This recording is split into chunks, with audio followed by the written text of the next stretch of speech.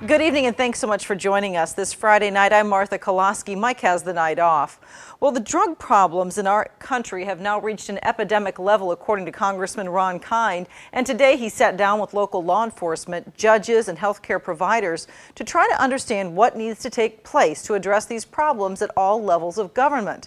News 8's Kyle Dimke now joins us in the newsroom with the story. Martha Kind says the drug epidemic we're currently facing is an all-hands-on-deck moment. He and local law enforcement agree it's going to take collaboration to change this trend of drug abuse. Today, the congressman sat down with local officials to find out what challenges they're facing here in La Crosse related to this issue and possibly even how to overcome them.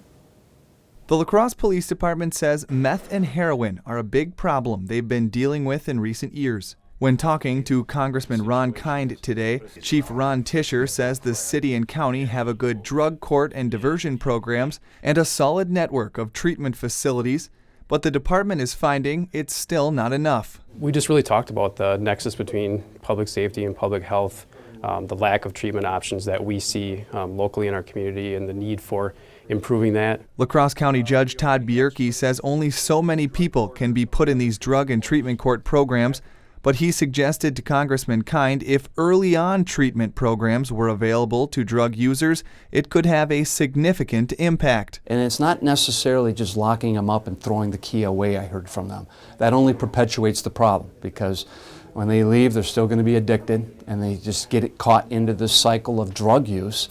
And that's what creates the challenge that we face. Kind says all areas of law enforcement, the criminal justice system, healthcare providers, and treatment programs are stretched thin right now.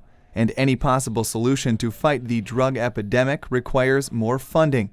Funding, he believes, is on its way. And there's legislation now pending in Congress. The president has made this a point of focus in his final year in office, that there needs to be better coordination and more resources devoted in order to break out of this cycle of drug use and what it leads to in our communities. But even with more funding and resources, the police department says if anything is going to change, it's going to take the whole community. The police aren't going to, arrest our way out of this issue. We need to collaborate and work on the problem together.